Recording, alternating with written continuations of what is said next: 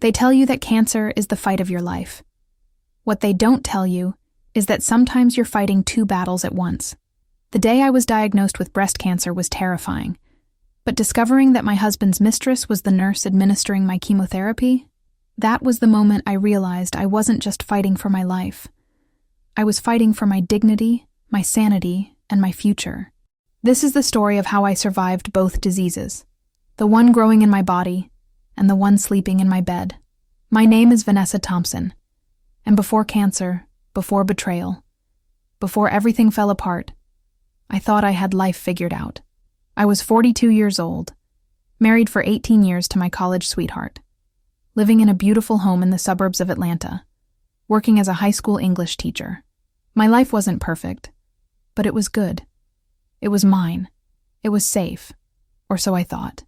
I met James Thompson when I was 21 years old, a junior at Spelman College. He was at Morehouse, studying pre-med with dreams of becoming a surgeon. We met at a homecoming party, and I remember thinking he was the most focused, driven man I'd ever encountered. While everyone else was dancing and drinking, James was in the corner reading a medical journal. "You know this is a party, right?" I'd said, sitting down next to him. He'd looked up and smiled. "I know, but I have an exam Monday, and I can't afford to fail." "Can't afford to, or won't allow yourself to?" "Both," he'd said. And something about that honesty made me fall a little bit in love right then. We dated through the rest of college. I'd study English literature while he studied anatomy. We'd quiz each other, support each other, dream together about the future. He wanted to be a surgeon. I wanted to teach and maybe write novels on the side. We'd get married, have kids, build a life that mattered. We got married 2 years after graduation. I was 23, teaching at a public high school in Atlanta, making $32,000 a year. James was in medical school, drowning in student loans and 70-hour study weeks. Money was tight, but we were happy. We were building something. Those early years were hard but beautiful. I'd wake up at 5 a.m. to grade papers before work. James would stay up until 2 a.m. studying. We'd pass each other like ships in the night, but we always made time. Sunday mornings were ours. We'd sleep in, make breakfast together, pretend the world didn't exist for a few hours. "One day," James would say, "when I'm a surgeon and you're a published author, we're going to look back on this and laugh about how broke we were." "We're not broke," I'd correct him. "We're invested in our future." He finished medical school, did his residency, then his surgical fellowship. By the time he was 32, he was exactly what he'd dreamed of being: a cardiothoracic surgeon at Emory University Hospital. One of the youngest in his department. Brilliant, skilled, respected. I was proud of him. So incredibly proud. I'd watch him leave for the hospital in his scrubs, knowing he was saving lives. And I'd think, I married the right man. We bought our house when James was 33 and I was 31. 4 bedrooms, 3 bathrooms, a yard big enough for the kids we kept saying we'd have soon. We'd been trying for a few years by then, but nothing was happening. "Maybe we should see a specialist," I'd suggested. "Give it time," James had said. "We're both stressed. It'll happen when it's meant to." So we waited, and somehow 5 years passed, and we were still just the two of us. Looking back, I see the signs I missed. The late nights that became later, the hospital shifts that seemed to stretch longer than they should, the way James started showering as soon as he got home, before even greeting me, the new cologne, the distance in his eyes, but I trusted him. I believed in us, and I was busy with my own life, teaching, grading, mentoring students, running the drama club. I didn't have time to be suspicious, or maybe I didn't want to see what was right in front of me. Everything changed on a Tuesday in March. I was 42 years old, and I found a lump in my left breast. I'd been in the shower, doing the self-exam my gynecologist had been nagging me about for years. And there it was. Small, hard, unmistakable. A lump that hadn't been there before. I stood in that shower for 20 minutes, the water running cold, just pressing on that spot, hoping I was imagining it. But it was real. Solid. Terrifying. I didn't tell James right away. He'd just finished a 16-hour surgery, and he was exhausted. I told myself I'd wait until I knew something concrete. No point worrying him over nothing. I made an appointment with my doctor for the next day. She felt it immediately, her face going professional and neutral in that way doctors do when they're trying not to scare you. "I'm going to order a mammogram and an ultrasound," she said. "Today, if possible." "Is it?" "Let's not jump to conclusions," she said, but her eyes told me everything. The mammogram and ultrasound happened that afternoon. Then came the biopsy 3 days later. Then the longest week of my life, waiting for results. James was in surgery when the doctor called. I was in my classroom between periods, grading Romeo and Juliet essays when my phone rang. "Mrs. Thompson, this is Dr. Sanders. Your biopsy results came back. I'd like you to come in tomorrow to discuss them." My hands started shaking. "Can you tell me over the phone?" A pause. "I really think it's better if we talk in person." "Please," I whispered. "I need to know." Another pause. Then, gently, "It's cancer. Invasive ductal carcinoma, stage 2. But it's treatable, Vanessa. Very treatable. I need you to come in tomorrow so we can discuss your options." The phone slipped from my hand. One of my students, Marcus, a senior who wanted to be a writer, picked it up. "Mrs. Thompson, are you okay?" I wasn't okay. I would never be okay again. I don't remember driving home. I don't remember much of anything until I was sitting in my car in the driveway, crying so hard I couldn't breathe. Cancer. I had cancer. At 42 years old, with no family history, with a healthy lifestyle, I had cancer growing inside me. James got home around 8 that night. I was on the couch, numb, staring at nothing. "Hey, babe," he said, dropping his keys on the table. "Sorry I'm late. We had a complication in surgery. I have breast cancer," I said. He froze. "What?" "Breast cancer. Stage 2. Invasive ductal carcinoma. I found a lump, got a biopsy, results came back today. I have cancer." He sat down beside me, and for the first time in months, I saw real emotion in his eyes. Fear. "Vanessa, when did you... Last week. I didn't want to worry you until I knew for sure. You should have told me. I'm a doctor. I could have... You're a surgeon, not an oncologist. And you've been so busy, I didn't want to..." I broke down, just completely fell apart. And James held me, and I thought, we'll get through this. We'll fight this together. This will make us stronger. I had no idea that while I was fighting for my life, he was lying to me about his. The next few weeks were a blur of appointments. Oncologists, surgeons, treatment plans. The tumor was 2 centimeters, stage 2, hormone receptor positive. The plan was surgery first, a lumpectomy to remove the tumor and surrounding tissue, maybe lymph nodes if the cancer had spread. Then chemotherapy, then radiation, then 5 years of hormone therapy. "Your prognosis is good," my oncologist, Dr. Patricia Morrison, told me. "We caught it early enough. With aggressive treatment, your 5-year survival rate is over 90%. 90%. Which meant 10% didn't make it. I'm going to refer you to our cancer center for chemotherapy," Dr. Morrison continued. "They have an excellent team, and you'll be assigned a primary oncology nurse who will oversee your treatment. It's important you feel comfortable with your care team." The lumpectomy was scheduled for 2 weeks later. James took the day off to be with me, which surprised me given how busy his schedule usually was. The surgery went well. They removed the tumor and 2 lymph nodes, which thankfully came back clear. No spread. Good news. But recovery was hard. The pain, the drains, the exhaustion. I'd never felt so weak, so vulnerable. James was attentive those first few days, bringing me water, adjusting my pillows, making sure I took my pain medication on time. "I'm going to take care of you," he said. "Whatever you need, I'm here." I believed him. God help me. I believed him. 2 weeks after surgery, I started chemotherapy. The cancer center at Emory was state-of-the-art, with private infusion rooms, comfortable chairs, warm blankets, and a team of nurses who'd seen everything. My first day of chemo, I was terrified. James had explained the process.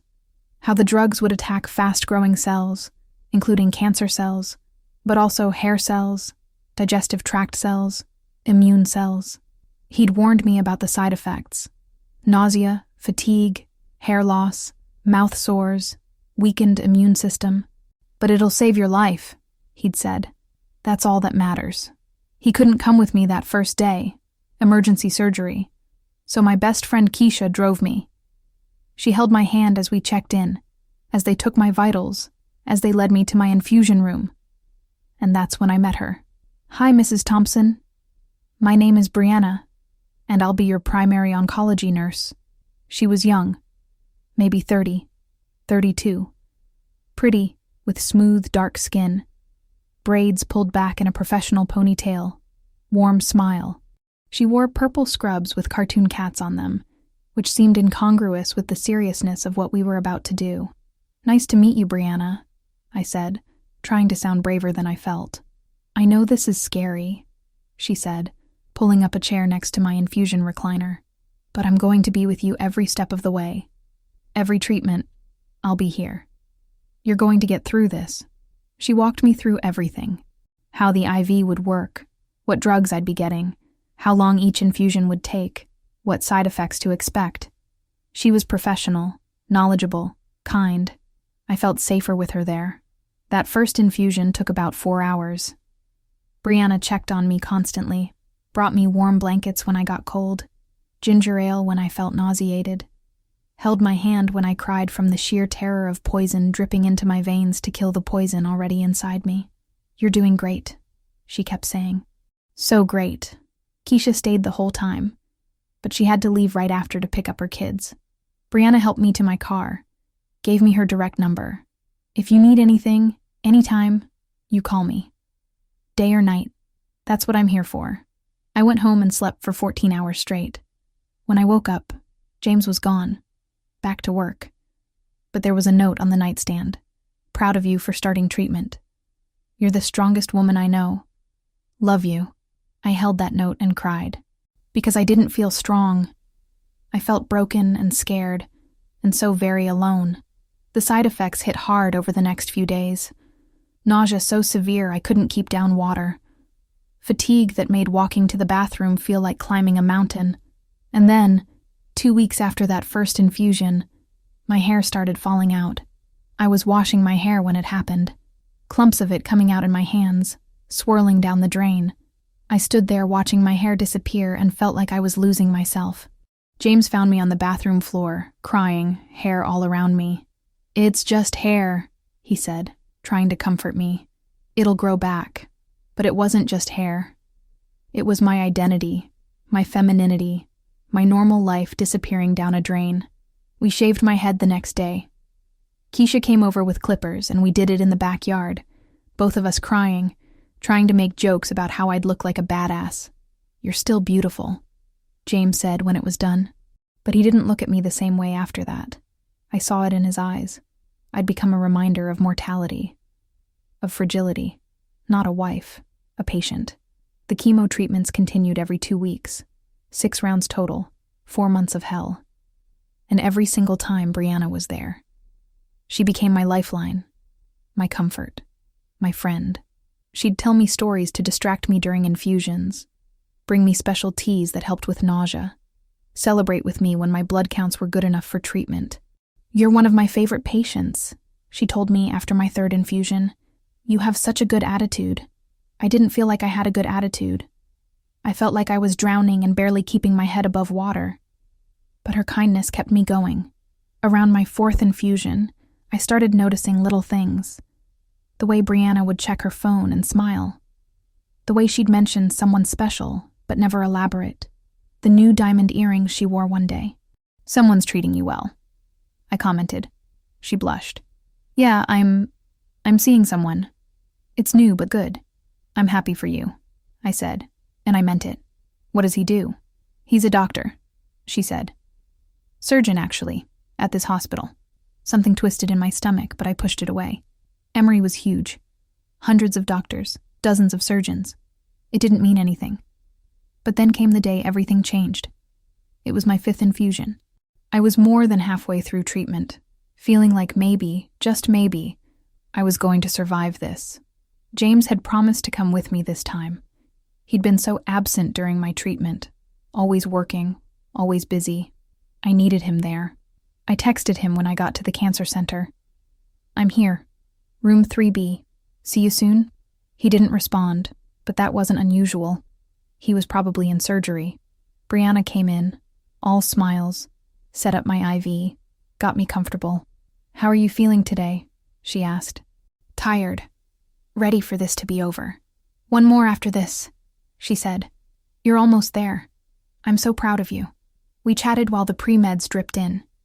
She told me about a trip she was planning, somewhere tropical. "He's surprising me," she said. "It's for my birthday next month." "That's sweet," I said. "Sounds serious." "It is," she said, and her face lit up. "I think he might be the one, you know? He's amazing.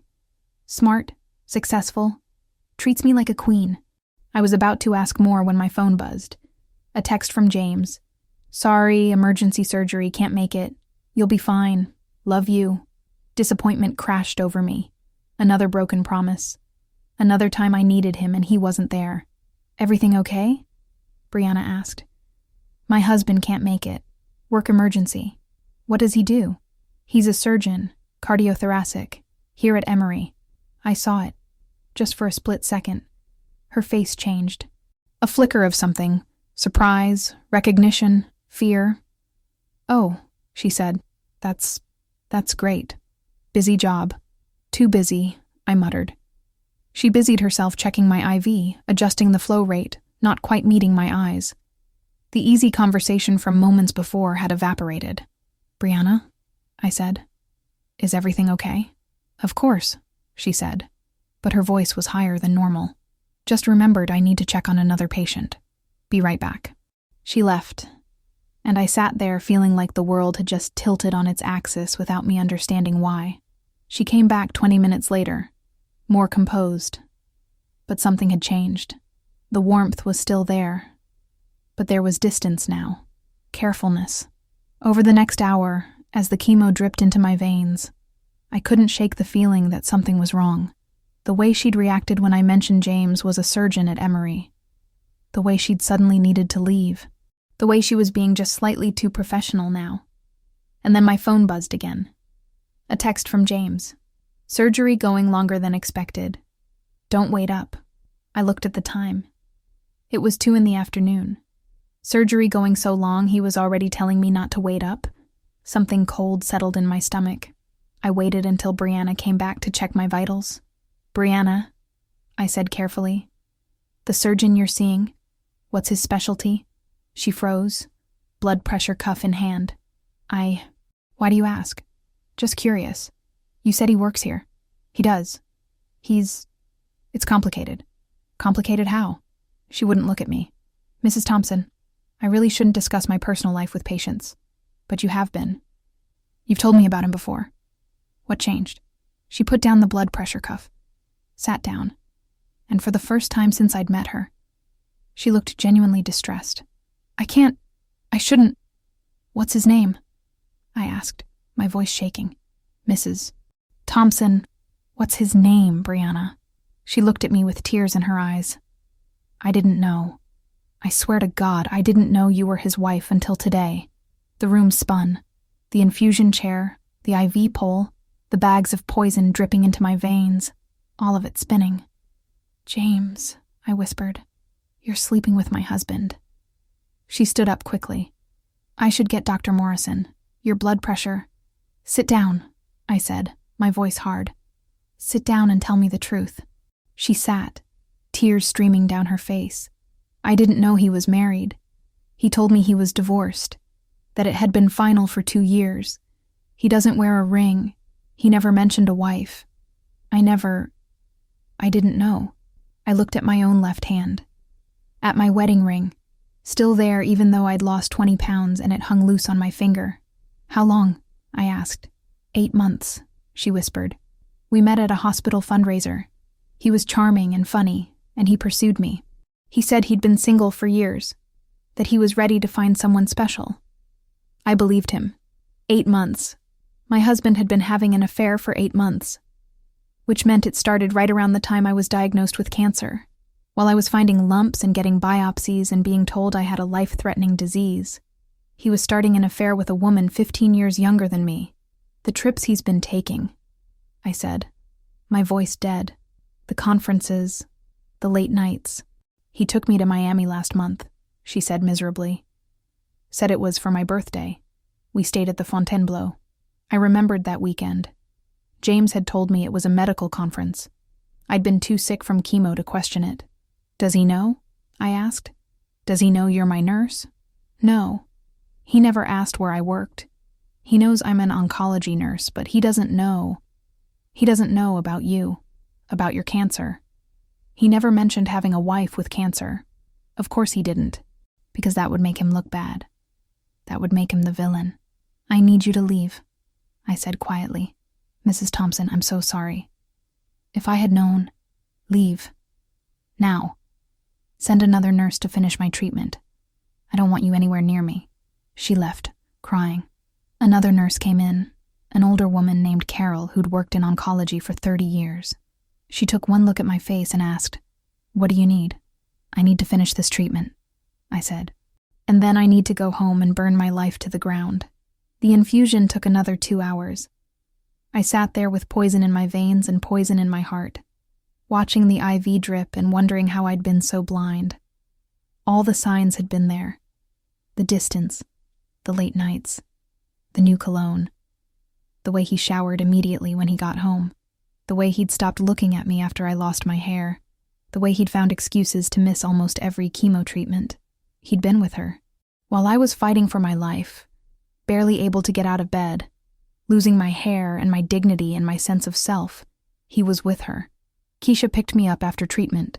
One look at my face and she knew something was wrong. What happened? Drive me home, I said.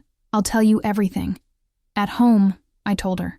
About Brianna, about the 8 months, about Miami, about everything. Keisha, who'd been my best friend since college, who'd held my hand through every treatment, turned white with rage. I will kill him, she said. I will actually kill him. Get in line, I said. James came home around 8 that night. I was waiting in the living room, still in my clothes from chemo, bald head uncovered, IV bruise purple on my hand. Hey, babe, he said. How was treatment? Enlightening, I said. Sit down, James. We need to talk. Something in my voice made him pause. Is everything okay? Did something happen with your treatment? You could say that. I met someone interesting today. Her name's Brianna. Nice girl. Pretty. Says she's dating a surgeon from Emory. Cardiothoracic surgeon, specifically. Been seeing him for 8 months. Funny thing, though. She didn't know he was married. He told her he was divorced. The color drained from his face. Vanessa? Don't, I said. Don't you dare try to lie to me right now. She's my oncology nurse, James. The woman you've been screwing for 8 months is the nurse who's been administering my chemotherapy. She's been holding my hand while I puke from the poison you're helping pump into my veins. And then she goes home and sleeps with my husband. It's not... You didn't plan to fall in love with someone else while your wife was dying of cancer? Is that what you're going to tell me? You're not dying, he said weakly. No, but you hoped I would, didn't you? That would solve all your problems. The sick wife dies, you get to play the grieving widower, and then a respectable amount of time later, you introduce everyone to your new girlfriend. No messy divorce, no scandal, just tragic circumstances. That's not fair, he said. Fair? I screamed. You want to talk to me about fair? I have cancer, James. I'm 42 years old and I have cancer, and you've been cheating on me. Tell me what's fair about that. I couldn't handle it, he said, and I saw tears in his eyes. I couldn't handle watching you go through this. Every time I looked at you, I saw death. I saw you getting weaker and sicker, and I couldn't. I needed something that wasn't about disease and dying. I needed to feel alive. So you had an affair. I know it's wrong. I know I'm a terrible person, but I couldn't be who you needed me to be. I couldn't be strong enough. I stood up, walked over to him, and slapped him across the face as hard as I could. Get out of my house. Vanessa, we can work through this. Get out of my house. Take your things and leave. Tonight. Now. Where am I supposed to go? Go to her apartment. Isn't that where you've been spending all your free time anyway? Go be with your girlfriend. I'm done being your wife. He left, packed a bag, and left. And I collapsed on the floor and sobbed until there was nothing left in me. The next morning, I called the cancer center and requested a different nurse. I couldn't have Brianna touching me, couldn't have her kind words and warm blankets and sympathy, knowing what I knew. I also called a divorce lawyer, best one in Atlanta, according to Keisha's research. Her name was Patricia Hudson, and she didn't sugarcoat anything. Georgia is an at-fault state, she told me. Adultery is grounds for divorce. If we can prove it, and from what you've told me we can, you'll get a favorable settlement. The house, most of the assets. He'll likely have to pay alimony, though his lawyer will argue he shouldn't have to since you have your own income. I don't care about the money, I said. I just want to be free of him. Care about the money, Patricia said firmly. You have cancer. You're going to have medical bills, time off work, ongoing treatment costs. Make him pay for what he did. My 6th and final chemo treatment happened 2 weeks later. A different nurse, an older woman named Margaret, who was professional but not warm. I missed Brianna's kindness, even as I hated her for what she'd done. James tried to come to that final treatment. Showed up at the cancer center, tried to come into my room. No, I told the staff. I don't want him here. Mrs. Thompson, I'm your husband. Soon-to-be ex-husband. You've been served, James. We're done. Get out. He left. I finished my treatment alone. 6 rounds of chemotherapy, complete. The war against cancer was over. Now I just had to survive the radiation and the aftermath, and the divorce. James fought everything. Claimed the affair wasn't grounds for a fault-based divorce because it had happened during a time of extreme stress. Claimed he deserved half of everything because he'd supported me through medical school. Except I'd never gone to medical school. He had. I'd supported him through his education and training while working as a teacher making poverty wages. The discovery process was brutal. Patricia's team found everything. Hotel receipts, text messages, explicit photos James had sent to Brianna. Evidence of him using our joint credit card to buy her jewelry, take her on trips, pay for dinners. He spent almost $50,000 of marital funds on this affair, Patricia told me. That's dissipation of assets. The judge won't like that. The divorce took 8 months. 8 months of lawyers and depositions and mediation sessions, where James and I sat on opposite sides of a conference table and picked apart 18 years of marriage. Brianna was deposed. She cried through the whole thing, apologizing over and over, saying she'd quit her job at Emory and moved to another hospital because she couldn't live with the guilt. I didn't know, she kept saying. I swear I didn't know. Part of me believed her. James was a skilled liar. He'd lied to me for 8 months. Why wouldn't he lie to her? But part of me would never forgive her. She'd touched me with gentle hands while sleeping with my husband. That betrayal went beyond simple ignorance. In the end, I got the house, 70% of our assets, and alimony for 5 years. James got his medical practice, his car, and the knowledge that everyone at Emory knew what he'd done. Because word got out. In medical communities, everyone knows everyone. The story spread. Dr. James Thompson, respected cardiothoracic surgeon, had an affair with an oncology nurse while his wife was being treated for breast cancer. In that very hospital. With that very nurse. His reputation never recovered. Patients requested different surgeons. Colleagues avoided him. Within a year, he'd left Emory for a smaller hospital in the suburbs. Took a pay cut. Lost his prestige. Brianna lost her job too, though she claimed she'd quit. No hospital would hire her after the scandal. Last I heard, she'd left nursing entirely, was working at a wellness spa doing some kind of alternative medicine. As for James and Brianna's relationship, it lasted 3 months after I found out. Turns out a relationship built on lies doesn't survive exposure to truth. Who knew? My radiation treatment lasted 6 weeks. 25 sessions of lying on a table while machines targeted my breast with high-energy beams. My skin burned, blistered, peeled. I had to quit teaching for the semester, take medical leave, let my body heal. Keisha moved in with me. She'd gotten divorced herself a few years earlier, understood what I was going through. She drove me to radiation appointments, made me smoothies when I couldn't eat solid food, sat with me on nights when I couldn't sleep from anxiety. "You're going to get through this," she'd say. "Which part? The cancer or the divorce?" "Both. All of it. You're stronger than you think." I didn't feel strong. I felt broken, poisoned, burned, betrayed, used. But I kept going. One day at a time. One radiation treatment at a time. One lawyer's meeting at a time. My hair started growing back.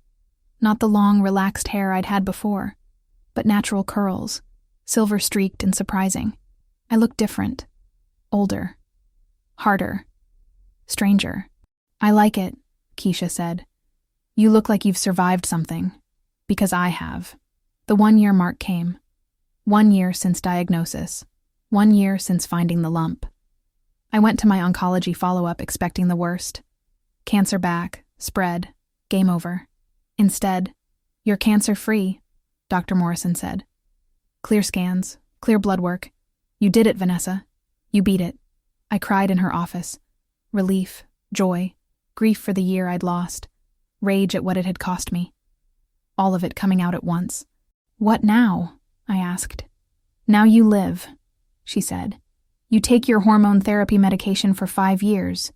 You come for regular checkups, and you live your life. You survived, Vanessa. Don't waste it." I went back to teaching that fall. My students, who'd sent me cards and videos throughout my treatment, welcomed me back with a surprise party. Balloons, cake, a banner that said, "Welcome back, Mrs. T." Marcus, the senior who wanted to be a writer, gave me a card. Inside he'd written, "You taught me that stories about survival are the most important ones to tell. Thank you for showing us how." I cried. Again. I seemed to cry a lot now. But I also laughed, started going out with friends, dated a little, though nothing serious. Joined a cancer survivors support group where I met women who understood the unique hell of fighting disease while your life falls apart around you. 2 years after my diagnosis, I ran into James at a grocery store. He looked older, tired. The affair had cost him more than just his marriage. "Vanessa," he said. "How are you?" "Cancer-free," I said. 2 years and counting. "That's great. I'm glad you're okay." "Are you?" I asked. "Because you weren't there to find out. You left when I needed you most." "I know," he said quietly. "I've had to live with that. It's not easy." "Good," I said. "I hope it haunts you." I walked away. Didn't look back. 3 years after diagnosis, I did something I'd always dreamed of. I wrote a book. A memoir about surviving cancer and betrayal. About finding yourself when everything else is stripped away. About learning that sometimes the disease in your body isn't the worst thing killing you. I called it Malignant: Surviving Cancer and Infidelity. It got published by a small press. Nothing major, no bestseller lists. But it found its audience. Women who'd been through similar hells. Women who needed to know they could survive. I started speaking at cancer centers, support groups, conferences, telling my story, helping others tell theirs. And slowly, gradually, I rebuilt my life. Not the life I'd had before. That was gone, destroyed by mutated cells and broken vows. But a new life, different, smaller in some ways, bigger in others. I'm 48 now. 6 years cancer-free. 6 years divorced. 6 years into this new life I never wanted but have learned to embrace. I still teach. Still love literature. Still believe in the power of stories. My students are my joy, my purpose. I'm dating someone. His name is Marcus. Yes, like my former student, different person. He's a history professor at Georgia State, divorced with 2 grown kids, kind and patient, and understanding when I have PTSD moments about medical appointments. "You've survived so much," he told me on our 3rd date. "You're extraordinary." "I'm just stubborn," I said. Same thing sometimes. I look different now. My hair never grew back the way it was before. It's natural, silver-streaked, wild. My body's different too. Scars from surgery, Radiation damage, weight I never lost, weight I gained from hormone therapy. I look like what I am, a survivor. But I'm alive. That's more than I thought I'd get. Last month I got a Facebook message from Brianna. I almost didn't open it. But curiosity won. Mrs. Thompson, it said, I know I have no right to contact you, but I needed to tell you. I'm sorry. I was young and stupid, and I believed lies I wanted to believe. What I did was inexcusable. I think about you often. I hope you're well. I hope you've found peace. You deserved so much better than what we gave you. Brianna. I stared at that message for a long time. Part of me wanted to respond with rage, with venom, with all the anger I'd carried for 6 years. Instead, I typed, I survived. That's all you need to know. And I blocked her. Because here's what I learned. Forgiveness isn't about them. It's about you. And I didn't need to forgive her to be free of her. I just needed to stop carrying her in my heart, alongside the cancer I'd already beaten. My name is Vanessa Thompson. I'm a 48-year-old high school English teacher, published author, cancer survivor, and divorced woman rebuilding a life I never planned. I found my husband's mistress at my cancer treatment. She was my nurse, and discovering that betrayal while fighting for my life nearly destroyed me. But it didn't, because I'm stronger than cancer, stronger than infidelity, stronger than betrayal. I survived 2 diseases, and I'm still here, still standing, still teaching kids about Romeo and Juliet and metaphors and the power of words, still writing my story, still living my life, still proving every single day that you can lose everything and still find a way forward. They tell you that cancer is the fight of your life, but sometimes the real fight isn't the cancer. It's everything else you discover while you're trying to survive. I fought both battles, and I won both wars, not because I was strong, but because I refused to let them take anything else from me. Cancer took my breast, my hair, my fertility, my year of normalcy. James took my marriage, my trust, my sense of safety. But they couldn't take my spirit, my will, my determination to survive. And in the end, that's what saved me. Not the chemotherapy or the radiation or the surgery, but my own stubborn refusal to let them win. I'm still here, still fighting, still surviving, and that's the best revenge of all.